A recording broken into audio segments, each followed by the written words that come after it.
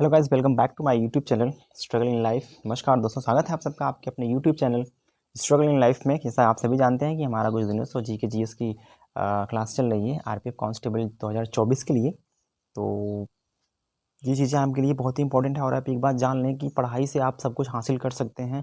पढ़ाई वो ऐसा हथियार है जिससे आप किसी भी इंसान से लड़ सकते हैं। ताकत से ताकतवर इंसान हो, अगर आप शिक्षित हैं, अगर आप एजुकेटेड हैं, तो आप किसी को भी हरा सकते हैं। ओके, तो आज मैं ज़्यादा बातें नहीं करूँगा क्योंकि मैं स्पेशली इसलिए पढ़ाता हूँ क्योंकि जीके जीएस से काफ़ी क्वेश्चंस आ जाते हैं आपके हर एक एग्ज़ाम में।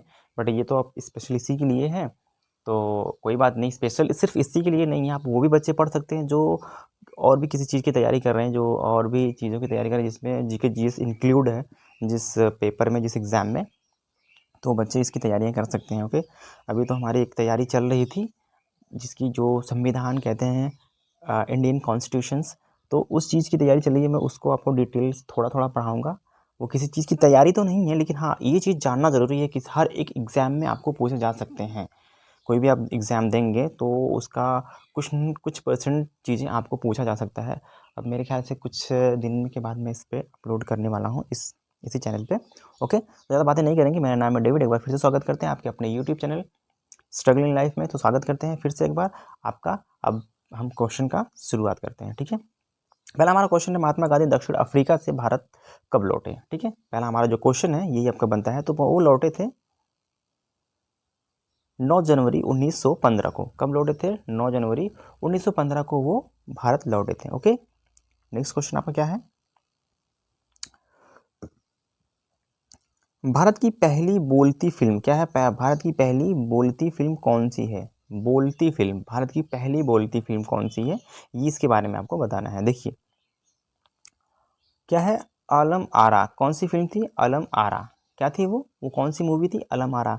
ठीक है, अगर आपका इसकी डिटेल्स में आपको जानना है, इनमें से क्या क्या क्या चीज़ें थी, मतलब इसके आर्टिस्ट के कौन थे, इसमें अभिनेता अभिनेत्री कौन थी, तो अगर मुझे कमेंट में करके बताएंगे तो मैं इसके बारे में आपको डिटेल से बता दूंगा। ओके, नेक्स्ट क्वेश्चन आपका क्या बनता है? भारत की पहली महिला राष्ट्रपति कौन है? मतलब कौन थी, बताइएगा। है तो नहीं, कौन थी, या कौन है ये भी कहा जा सकता है। कौन है भारत की पहली जो राष्ट्रपति महिला थी, वो कौन थी? देखिए वो थी प्रतिभा पाटिल। कौन थी? प्रतिभा पाटिल जो थी भारत की पहली महिला राष्ट्रपति थी। ओके, नेक्स्ट क्वेश्चन आपका क्या होता है?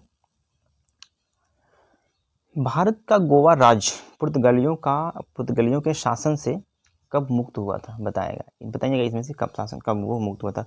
1961 ईस्वी में हुआ था मुक्त। ठीक है, भारत का ही एक राज्य है। एक क्वेश्चन और है जो आपका बहुत ही इंपॉर्टेंट है, जो मैंने अपने अगली क्लास में बताया है, बट इसमें कुछ और चीज़ें जो इंपॉर्टेंट है वो कहाँ पे की गई थी, ये चीज़ें बताना जरूरी है। देखिए मैं यहाँ पे लिखा है महात्मा गौतम बुद्ध। कौन है? महात्मा गौतम बुद्ध की बात हो रही है। महात्मा गौतम बुद्ध को महापरिनिर्वाण, क्या है, महापरिनिर्वाण की जो प्राप्ति हुई थी वो कहाँ हुई थी? बताइएगा। वो जो प्राप्ति की थी उन्होंने, वो कहाँ की थी? सारनाथ में, वैशाली में, राजगिरी में। सारनाथ, वैशाली, राजगिरी या Kushinagar. Kushinagar is the correct answer आपका हो जाएगा, क्योंकि कुशीनगर में वही हुए वे जो महापरिनिर्वाण का मतलब होता है देहदान। क्या? सॉरी, एक मिनट, मेरी पेन नहीं है, मैं हाथ से लिखता हूँ। ओके,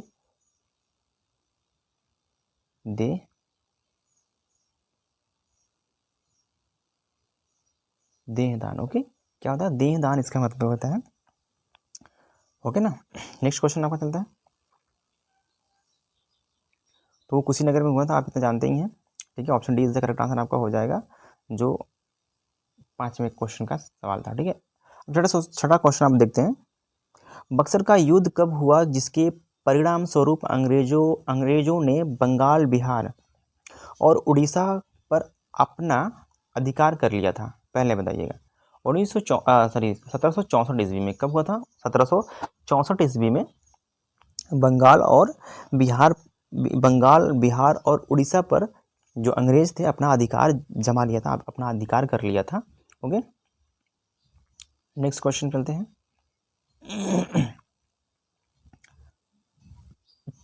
भारत में पशुओं का सबसे बड़ा मेला कहाँ लगता है? भारत में पशुओं का सबसे बड़ा मेला कहाँ लगता है बताइएगा।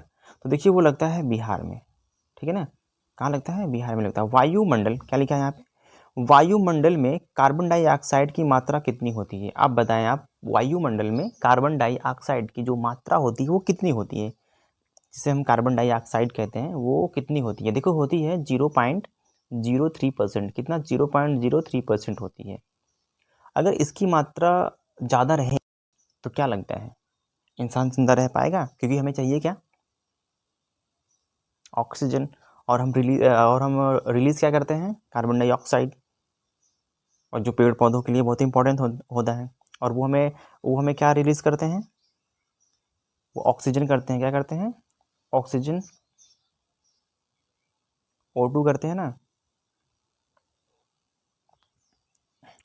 नेक्स्ट क्वेश्चन आपको बनता है 38वीं पैरेलल रेखा, क्या है, 38वीं पैरेलल रेखा, पैरेलल रेखा किन दो देशों को बांटती है, बताइएगा, किन दो देशों को बांटती है, उत्तर कोरिया और दक्षिण कोरिया, अमेरिका और मेक्सिको, उत्तर कोरिया और अमेरिका को, और इनमें से कोई नहीं, बताइएगा कौन सा है। तो देखिए बांटती कौन सी है, जो 38वीं पैरेलल रेखा, जो दो देशों को बांटती है, ये जो दो देशों को बांटती है, ये है उत्तर कोरिया और दक्षिण कोरिया को। किसको बांटती है, उत्तर कोरिया और दक्षिण कोरिया को ये बांटती है। ओके, एक क्वेश्चन और आपका यहाँ पे बनता है, त्रिपिटक जो बौद्ध धर्म का प्रसिद्ध ग्रंथ है, त्रिपिटक जो बौद्ध धर्म का प्रसिद्ध ग्रंथ है, किस भाषा में लिखा गया है, बताइएगा, ग्रीक में लिखा गया है, पाली में लिखा है, संस्कृत में लिखा है, ब्राह्मी में लिखा गया है। तो देखिए लिखा क्या किस में गया है, वो लिखा गया है पाली में। किस में लिखा गया है, ये पाली में लिखा गया है। ओके, नेक्स्ट क्वेश्चन आपको बनता है, अंडमान निकोबार द्वीप समूह कितने द्वीप मौजूद है, में कितने द्वीप जो है, अंडमान निकोबार द्वीप समूह में कितने द्वीप जो हैं वो समूह, मतलब वो मौजूद हैं, बताइएगा। एक क्वेश्चन आपका आंसर आपका बनता है 223, 324, 370, 445, बताइएगा इनमें से कौन सा आपका ऑप्शन सही हो जाएगा। आपका जो ऑप्शन सही होगा, D option is the correct answer हो जाएगा, 324 द्वीप इसमें मौजूद है। संसद के दो सत्रों के, क्या लिखा है, संसद के दो सत्रों के बीच अधिकतम अवधि कितनी हो सकती है, बताइएगा, कितनी अवधि हो सकती है, वो हो सकती है 6 माह की। कितनी हो सकती है, 6 माह की हो सकती है, ठीक है ना। नेक्स्ट क्वेश्चन आपका बनता है क्या, ऋतु संहार, क्या है, ऋतु संहार कुमार संभव तथा रघुवंशम किसकी रचना है, ऋतु संहार कुमार संभव तथा रघुवंशम किसकी रचनाएं हैं, बताइएगा, देवव्यास, तुलसीदास, रविन्द्रनाथ टैगोर या कालिदास। तो है option D is the correct answer हो जाएगा, कालिदास की रचनाएं हैं, ठीक है ना। जिम कॉर्बेट राष्ट्रीय उद्यान किस राज्य में स्थित है, जिम कॉर्बेट राष्ट्रीय उद्यान किस राज्य में, देखिए जिम कॉर्बेट राष्ट्रीय उद्यान किस राज्य में स्थित है, बताइएगा किस राज्य में स्थित है वो। तो बता सकते हैं इसमें कौन से राज्य में ये स्थित है, बताइएगा किस राज्य में है, ये तो है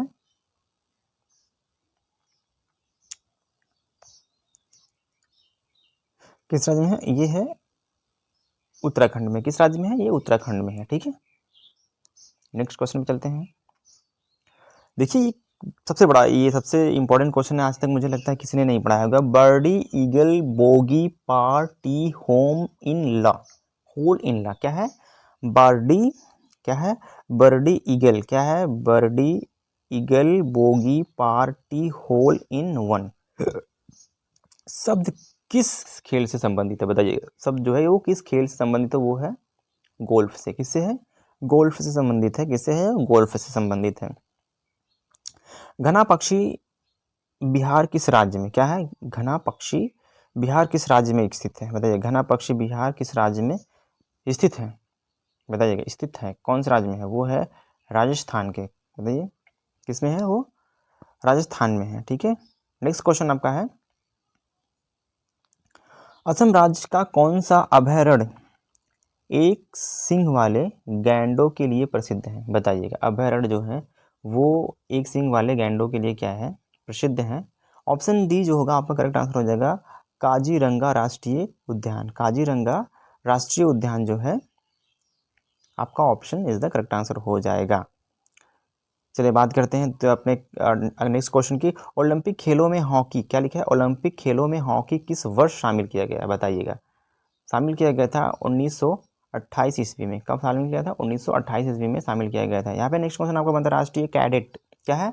राष्ट्रीय कैडेट कोर की स्थापना किस वर्ष हुई थी? राष्ट्रीय कैडेट कोर की स्थापना किस वर्ष हुई थी? बताइएगा। 1948 में। कब हुई थी? 1948 ईस्वी में हुई थी। जय जवान जय किसान जय विज्ञान का नारा किसने दिया? बताइएगा। इनमें से जय जवान जय किसान जय विज्ञान का नारा था वो निम्नलिखित में से किसने दिया था? मतलब इनमें से ऑप्शंस में से किसने दिया था?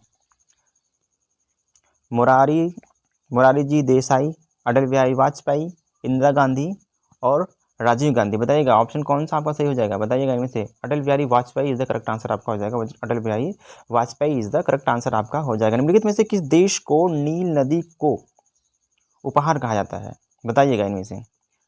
मिस्र, किसको? मिस्र को कहा जाता है। किससे कहा जाता है? मिस्र को। ओके, नेक्स्ट क्वेश्चन आपका बनता है भारत के राष्ट्रीय गीत वंदे मातरम को सर्वप्रथम कांग्रेस के किस अधिवेशन में गाया गया था? बताइएगा। कांग्रेस के किस अधिवेशन में गाया गया था? 1896। किसमें? 1896 में। ठीक है। निम्नलिखित में से किस शहर को 7 पहाड़ियों का नगर कहा जाता है? बताइएगा। स्विट्जरलैंड, अमेरिका की राजधानी न्यूयॉर्क को, फ्रांस की राजधानी टोक्यो को, या फिर इटली की राजधानी रोम को? देखिए option is the correct answer आपका जो हो जाएगा option D. Option D is the correct answer आपका हो जाएगा। इटली की राजधानी रोम को कहा जाता है। किसको कहा जाता है? इटली की राजधानी रोम को कहा जाता है 7 पहाड़ियों का नगर। ठीक है। 7 पहाड़ियों का नगर किसे कहा जाता है? इटली की राजधानी रोम को। Option D is the correct answer. निम्नलिखित में से किस वैज्ञानिक ने सापेक्षता का सिद्धांत दिया था? सापेक्षता का सिद्धांत दिया था निम्नलिखित में से किस वैज्ञानिक ने दिया था? देखिए अल्बर्ट आइंस्टीन ने। किसने दिया था? अल्बर्ट आइंस्टीन ने दिया था सापेक्षता का सिद्धांत जो दिया था अल्बर्ट आइंस्टीन ने दिया था। शक सावंत को राष्ट्रीय पंचांग के रूप में कब मनाया जाता है? शक सावंत को संवंत राष्ट्रीय शक संवंत को राष्ट्रीय पंचांग के रूप में कब मनाया जाता है? बताइएगा कब मनाया जाता है? 22 मार्च 1957। 22 मार्च 1957 को मनाया गया था। कब मनाया गया था? कब कब अपनाया गया था यार? सॉरी वेरी वेरी सॉरी यार। देखिए शक सावंत को राष्ट्रीय पंचांग के रूप में कब अपनाया गया था? 22 मार्च 1957 को अपनाया गया था। 1957 को अपनाया गया था। ओके, नेक्स्ट क्वेश्चन आपका बनता है विश्व में सर्वाधिक शाखाओं वाला राष्ट्रीय बैंक कौन सा है? विश्व में सर्वाधिक शाखाओं वाला बैंक, भारतीय बैंक जो है, विश्व में सर्वाधिक शाखाओं वाला भारतीय बैंक कौन सा है? भारतीय स्टेट बैंक। कौन सा है? भारतीय state bank is the correct answer. Option A is the correct answer. किस देश का राष्ट्रीय चिन्ह कंगारू है? देखिए ये बताने की जरूरत है क्या आपको? Australia is the correct answer हो जाएगा। ऑस्ट्रेलिया ज़्यादा घुमाना नहीं, Australia is the correct answer आपका हो जाएगा। सुंदरलाल बहुगुणा का संबंध किस आंदोलन से है? सुंदरलाल बहुगुणा का आंदोलन जो है वो सुंदरलाल बहुगुणा का संबंध जो है किस आंदोलन से है? बताइएगा इनमें से कौन से आंदोलन से है? देखिए चिपको आंदोलन। किससे है? चिपको आंदोलन। थोड़ा सा ये हटके हो रहा है, मतलब थोड़ा सा ऊपर से जा रहा है, तो कोई बात नहीं, मैं इसीलिए मैंने डिटेल्स इसको रखा है। चिपको आंदोलन है क्या, इसलिए आपको बता देते हैं। ठीक है ना। देखिए बात करते हैं सुंदरलाल बहुगुणा 9 जनवरी सन 1927। क्या लिखा है?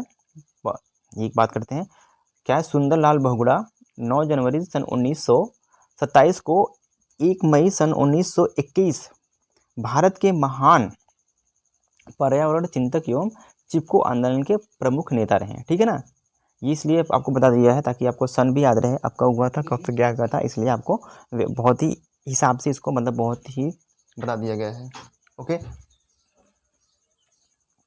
ओके, नेक्स्ट क्वेश्चन आपका बनता है सन 1923 में स्वराज पार्टी का गठन किसने किया था? स्वराज पार्टी का गठन किसने किया था? बताइएगा। इनमें से कौन सा क्वेश्चन आपका सही हो जाएगा? ऑप्शन ए और सी दोनों करेक्ट आंसर हो जाएंगे। कौन थे? मोतीलाल नेहरू और चिंता निरंजन। कौन थे? चिंत निरंजन दास। कौन थे? चित्तनिरंजन दास जो थे, चित्तनिरंजन दास, ये आपका ऑप्शन ए और सी दोनों क्या हो जाएगा, करेक्ट आंसर हो जाएगा। ओके, नेक्स्ट क्वेश्चन आपका बनता है संयुक्त राज्य अमेरिका का पहला राष्ट्रपति कौन था, बताइए। संयुक्त राज्य अमेरिका के पहले राष्ट्रपति कौन थे, बताइएगा। जॉर्ज वाशिंगटन, कौन थे, जॉर्ज वाशिंगटन थे। थोड़ा सा हम बात कर लेते हैं इसकी, इनकी जो डिटेल्स है, डिटेल्स हम थोड़ा बात कर लेते हैं इसके। जॉर्ज वाशिंगटन जो है, बात करते हैं जॉर्ज वाशिंगटन 1789 में निर्वाचन मंडल के सर्वसम्मत मत के पश्चात सबसे पहले राष्ट्रपति बने थे। विलियम हेनरी हैरिसन 1841 में केवल 32 दिन, क्या है, 32 दिन इस पद पे रहे थे, जो किसी भी राष्ट्रपति का सबसे छोटा कार्यकाल होता है। क्या होता है, जो सबसे किसी भी राष्ट्रपति के लिए सबसे छोटा कार्यकाल होता है। ओके, तो आज के लिए बस इतना ही था। इस डिटेल को थोड़ा सा एक बार आप फिर वीडियो को पॉज करके देख